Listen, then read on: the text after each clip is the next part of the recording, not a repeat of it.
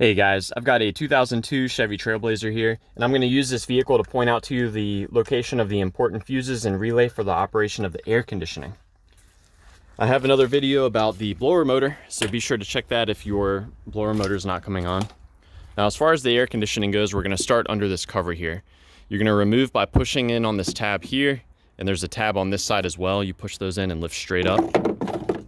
Now, the AC relay is going to be this one right here in the upper right hand corner. My favorite way of troubleshooting the AC is to have the engine running with the AC turned on, and I'll get under the hood and I'll actually tap on the relay.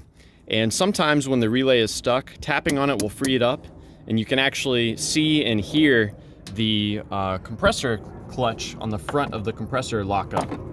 So you can see down here, the front of this is the clutch, and when the AC relay is engaged, you should see the front of the pulley rotating. So that's my favorite way of troubleshooting it because it's just quick and easy.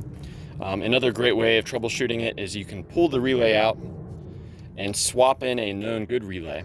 So you can hit the horn. If the horn works, you know your horn relay works, and you can put that in the spot of the AC compressor relay and see if that changes anything. These are 4-pin relays, so you can install them in this direction or in this direction. Does not matter. Let's talk about the fuses. This fuse provides power for the lockup of the AC compressor clutch. So if this is burnt, your AC will definitely not work, and you may have a short somewhere. This is a spare fuse you can swap in. In fact, all of the fuses on this top row are spares. And there is another fuse that provides power for the relay, and that's the ignition E fuse. That's this one right here. Now, it's not likely that this fuse is bad, because if it is, your car will not start. But I'm just going to mention it anyways because it is part of the system.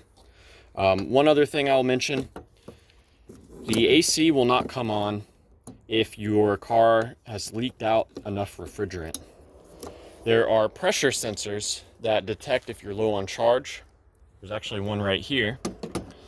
And if you've got enough of a leak, the compressor will not turn on, and that is a way of the car saving itself.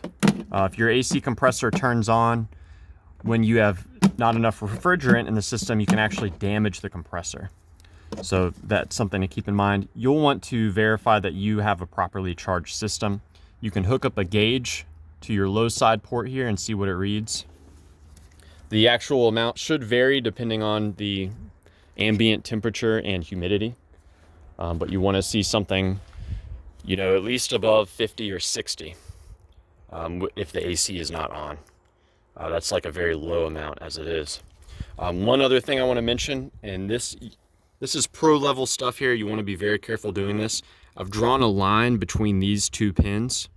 If you take a wire that's skinny enough to fit down into these terminals, if you connect these two terminals together, that will manually engage your AC compressor.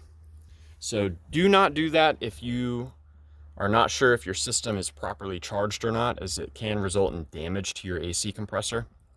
You most certainly would not want to drive your car around with a wire permanently installed between these two for many reasons. But that is a troubleshooting step, just to check to see if your compressor is able to lock up at all. So yeah, do that. Do with that info what you will, but be very careful doing that. But yeah, so those are the fuses and the relay. I hope it was helpful for you. Please be sure to let me know if you have any questions, or more importantly, if you have any advice for troubleshooting the air conditioning on your Trailblazer.